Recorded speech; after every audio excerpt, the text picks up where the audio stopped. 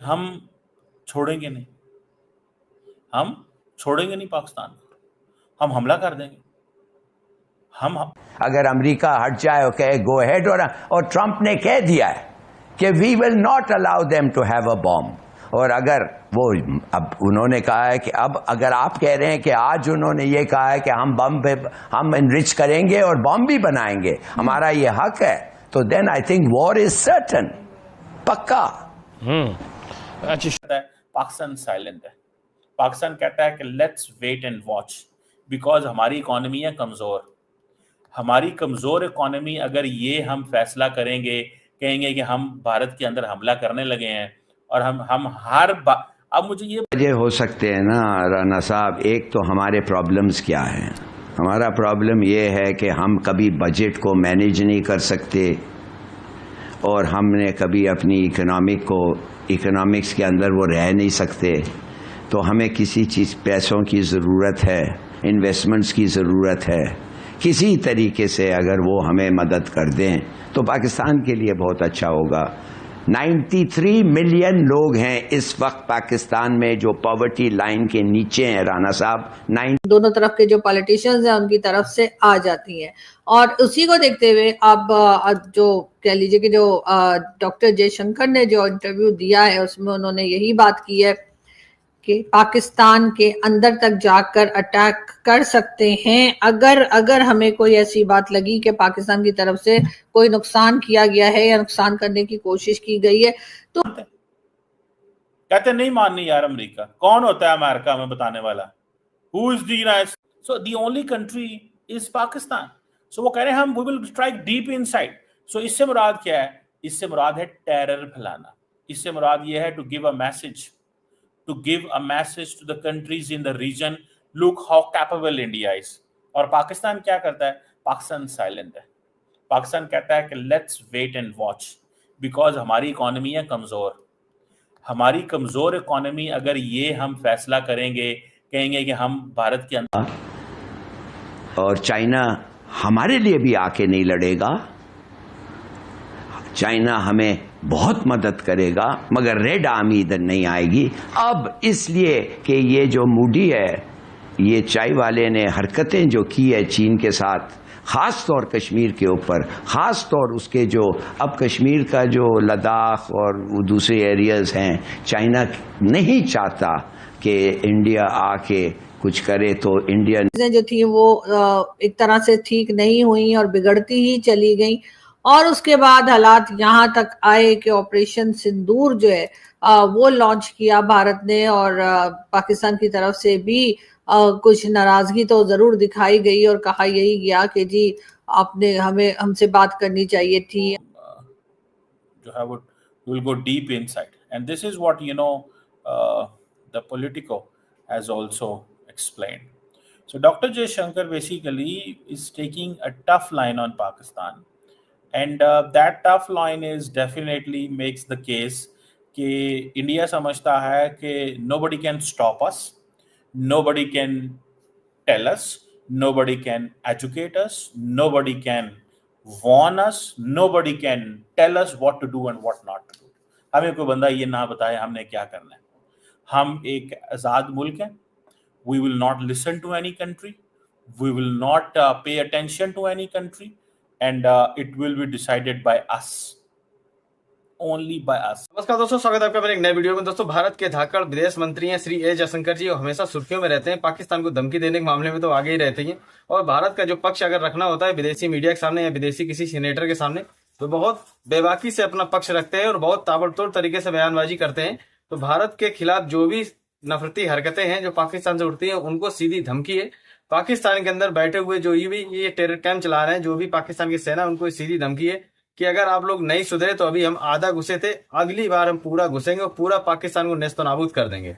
तो पाकिस्तान के अंदर बहुत ज्यादा डर का माहौल है। कमर चीमा बहुत ज्यादा घबराया हुआ है, चिंतित है कि किसी भी विदेश मंत्री के मुख से इस तरीके का बयान सुनना काफी डरावना है। और भारत के खिलाफ उठने वाली किसी भी नापाक हरकतों को कुचलने के लिए ऐसे ही विदेश मंत्री को चाहिए। तो विदेश मंत्री बहुत मुस्तैदी से अपनी ड्यूटी करते हैं। भारत के खिलाफ कोई भी बयानबाजी अगर होती है तो उसको तुरंत कंडेम करते हैं। तो पाकिस्तान की मीडिया बहुत ज्यादा बौखलाई विदेश मंत्री के इस बयान को सुन करके।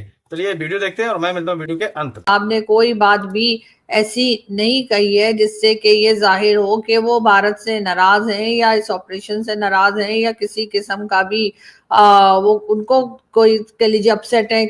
लेकिन बहुत से लोगों का ये भी ख्याल है कि क्योंकि नवाज शरीफ साहब की जो है वो पीएम मोदी के साथ अच्छी दोस्ती रही है और जैसे सभी जानते हैं कि वो मरियम नवाज की बेटी की शादी में भी मोदी जी आए थे, तो उसको लेकर शायद नवाज शरीफ जो है वो बात नहीं कर रहे हैं। लेकिन दूसरी तरफ जो है वो शहबाज शरीफ साहब के स्टेटमेंट्स पे स्टेटमेंट जो है वो चलती रहती है। वो चाहे कहीं भी जाएं, किसी भी टॉपिक के ऊपर बात करने के लिए जाएं, वो बीच में कहीं ना कहीं से ये जरूर ले आते हैं कि जी भारत ने अटैक किया था और हमने जवाब दिया और अगर दोबारा हुआ तो हम ये कर देंगे, हम वो कर देंगे। इस किस्म के स्टेटमेंट जो है वो शहबाज शरीफ साहब की तरफ से भी चलती जा रही है। वैसे तो अभी मामला जो है वो काफी हद तक कहा यह जाता है और देखने में यही आता है कि थोड़ा ठंडा पड़ गया है और दोनों तरफ जो है वो कोशिश यही की जा रही है कि मामलात खराब ना हो। लेकिन जाहिर है कि हमारे पॉलिटिशियंस जो हैं उनकी तरफ से भी अभी तक स्टेटमेंट कोई ना कोई आ जाती है कि जी हमने बहुत बड़ा मुकाबला जीत लिया, हमने बहुत बड़ा तीर मार लिया, हमने जंग जीत ली, हमने ये कर लिया। वही सब कुछ जो 65, 71 और बाकी की जो भारत के साथ हमारे क्लैशेस रहे उसके वक्त हम अपनी स्टेटमेंट देखा करते हैं, उसी किस्म की स्टेटमेंट्स इस वक्त भी चल रही हैं। और साथ साथ भारत की तरफ से भी वैसे तो देखने में यही आया है कि वो लोग भी अब बाकी दुनिया की भी बात करने लगे हैं, चाहे उनके टीवी चैनल्स हों, चाहे उनके यूट्यूबर्स हों। अब वो जरा रशिया और इजराइल और यहाँ वहां की भी बात कर रहे हैं, वरना पहले तो सिर्फ हिंदुस्तान पाकिस्तान हो रहा था। लेकिन इसके बावजूद बीच बीच में कुछ स्टेटमेंट्स या कुछ सख्त किस्म के स्टेटमेंट्स जो हैं दोनों तरफ के जो लीडर्स हैं, दोनों तरफ के जो पॉलिटिशियंस, ये सिर्फ हम ही डिसाइड करेंगे और कोई बंदा इसमें डिसाइड नहीं कर सकता। This is a perspective that is coming from India. अब पाकिस्तान क्या कहता है? पाकिस्तान खामोश है। पाकिस्तान कहता है कि I don't have to present myself as an aggressor, let India do this. At the end of the day it will be the guns that will determine the peace. The guns, the Rafales, the J-10C, the PL-15, F-16, S-400, these are basically the military hardwares. लेकिन doctor Jaishankar को अब ये सारा कुछ बोलना पड़ता है, उसकी वजह है ना एक। अगर ये डॉक्टर जयशंकर नहीं बोलते तो क्या होगा? Obviously he will be asked कि भाई तुम क्या कर रहे हो? This is your job to make the case. ये आपकी जॉब है, ये आपका काम है, ये केस बिल्ड करना। और अगर आपने ये केस बिल्ड नहीं किया तो देन ऑब्वियसली लोग तो उनसे पूछेंगे ना कि क्यों भाई, क्या वजह है कि तुम इंडिया का केस नहीं बना रहे। सो इंडिया का केस यहाँ पे बड़ा क्लियर है। इंडिया का केस ये है कि पाकिस्तान के ऊपर हमें एक offensive approach, India is a revisionist power.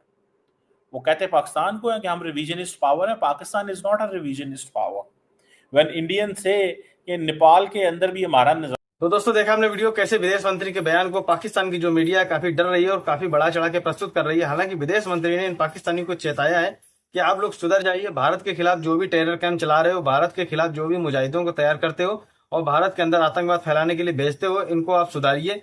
Pakistan के अंदर स्वच्छ और शांति प्रिय वातावरण बनाइए और अगर भारत के खिलाफ कोई भी आप काम करेंगे तो अगली बार हम पूरा घुसेंगे और बिल्कुल नेस्तो नाबूद कर देंगे। इस बार तो हम आधा घुसे थे, तुम्हारे एयर डिफेंस सिस्टम को तबाह किया। भारत की जो सेना है इस बार इनको बिल्कुल औकात में दिखा दिया। लेकिन अगर नहीं सुधरे तो अगली बार भारत की जो सेना है पूरे पाकिस्तान में घुस करके बिल्कुल तबाही मचा देगी, अगर ये पाकिस्तानी नहीं सुधरे। तो पाकिस्तानी सेना का जो ये जाहिद आसिम मुनीर है, यही पूरी षड्यंत्र रचता है भारत के खिलाफ, पूरे आतंकियों को यही तैयार करता है, पूरे आतंकियों को फंडिंग यही करता है और इसके पीछे आईएसआई भी शामिल है। तो भारत के जो विदेश मंत्री हैं बहुत बेबाकी से बयान देने में आगे रहते हैं। भारत के खिलाफ कोई भी नफरती ताकतें जो भी उठती हैं, भारत के खिलाफ षड्यंत्र रचती हैं, तो उसको बेबाकी से किसी भी मंच पे प्रस्तुत करते हैं और बेबाकी से उसका जवाब देते हैं। चाहे कोई विदेश का सेनेटर हो, चाहे कोई पत्रकार हो, अगर भारत के खिलाफ कोई बात होगी तो हमारे जो विदेश मंत्री हैं बहुत बेबाकी से अपना जवाब देते हैं। तो इस बार इन्होंने जवाब दिया है, बहुत कायदे से पाकिस्तान को समझाया है और पाकिस्तान को समझ जाना चाहिए। सन 2016 में भारत के प्रधानमंत्री श्री नरेंद्र मोदी जी ने भी पाकिस्तान को समझाया था कि पानी और खून एक साथ नहीं बह सकता, लेकिन ये पाकिस्तानी नहीं समझे और ना सुधरे। ये भारत के खिलाफ आतंकवादी गतिविधि करते रहे, भारत के अंदर आतंकवाद फैलाते रहे, निर्दोष लोगों की जान लेते रहे। तो अंत में यही हुआ कि भारत ने टोटल पानी बंद कर दिया, अपने अंदर व्यवस्था कर रहा है। कैसे भी नहर और डैम बना के पाकिस्तान जाने वाला 100% पानी रोका जाए, जो भारत के किसानों के लिए, उपजाऊ जमीन के लिए उपयोग में लाया जाए।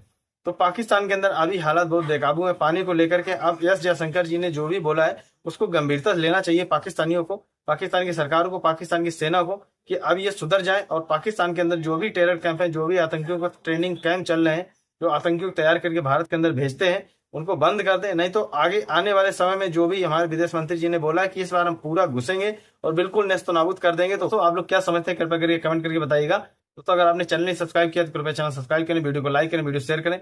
मिलते हैं नेक्स्ट वीडियो में, तब तक के लिए जय हिंद, वंदे मातरम।